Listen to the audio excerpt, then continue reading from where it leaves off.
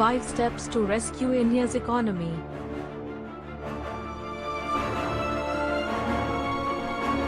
Is India headed for a disastrous situation as far as its economy is concerned? Why does its markets get rattled when US raises tariffs against China? Why are the Western countries starting to question the promises made by India and shrug them away as sweet nothings?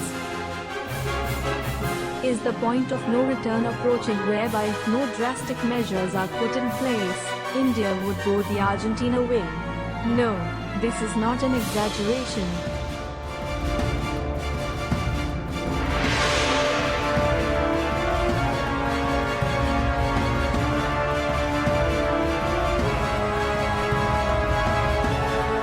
Modi can take all the credit provided the steps are implemented in total, and not a hashed-up disaster like the one done during the demonetization saga.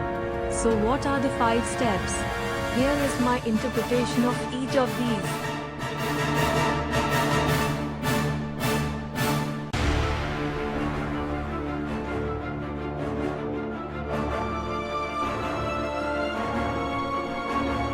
One. Abolish personal income tax. The approximate revenue earned from personal income tax is around 5 lakh rupees crores, $72 billion at today's exchange rate. According to the 2018 budget numbers, India's revenue was about 25 lakh rupees crores, $360 billion, and expenditure 29 lakh rupees crores, $440 billion. So the government needs to forgo approximately 20% of its revenue. What does it gain in return? It can save on the salaries of about 80,000 officers employed in the finance ministry. At least half can be asked to go. This is not as bad as it sounds. Income tax officers are among the most corrupt, and the honest ones are usually weeded out. 2. Reduce prime lending rate to 9%. This may not be too difficult to achieve. It is currently at 9.45% and it will not break the backs of banks. 3. Raise bank term deposits to 9%. The current fixed deposit rates vary from 6.8%, State Bank of India, to Bajaj Finserv, 8.6%.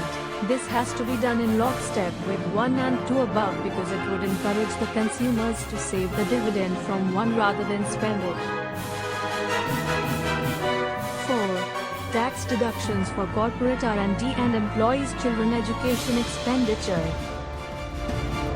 India does not excel at fundamental, groundbreaking research, at least at this point of time. This exemption, if given for a period of 10 years, would spur many companies to invest in this. India's diaspora can be tapped to pitch in with their time and expertise. One above will incentivize them to come work in India. 5. Print notes for infrastructure construction. Think of it as India's quantitative easing. When money is printed for infra, it will show itself in the form of new roads / metro lines / irrigation projects / smart city projects, etc. And this will spur a lot of employment and in turn will lead to remonetizing the banks from savings. If there is one thing an average Indian does, it is to save. The savings rate needs to climb back to mid-30% of GDP.